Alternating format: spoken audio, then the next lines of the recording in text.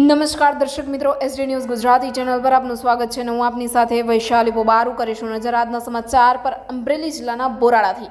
અમરેલી જિલ્લાના બોરાડા ખડકાળા જીરા ગામના નાગરિકો રસ્તાથી નારાજ છે. બિસ્માર રસ્તાઓથી ગામના નાગરિકો અને દર્દીઓને પરેશાની.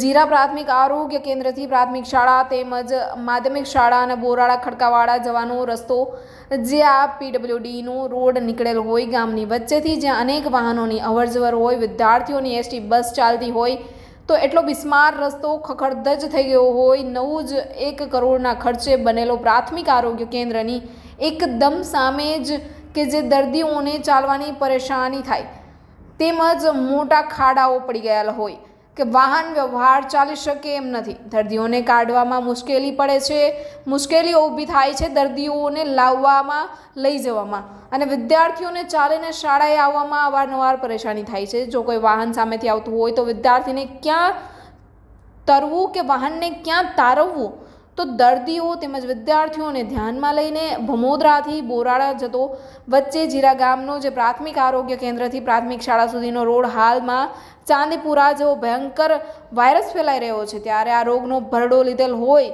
તો શાળાના બાળકો આ રોગનો શિકાર બને તે પહેલાં ગંદકી અને પાણીનો નિકાલ થાય. આ રોડ પર સરકારી એસટી બસ દ્વારા બોરાડા ખડકાળા, નાના ભમોદરા, ભુવા તેમજ સિમરણ ગામના વિદ્યાર્થીઓ ભણવા માટે આવતા હોય તો વિદ્યાર્થી તેમજ દર્દીઓના હિતમાં સત્વરે રિપેર કરાવવા રજૂઆત કરવામાં આવેલ છે. તંત્ર વહેલી તકે તત્કાલ પગલાં લે તેવી ગામ લોકોના નાગરિકોની માંગ છે. Reporter Ashwin Solanki, SD news Gujarati, Savarkundla.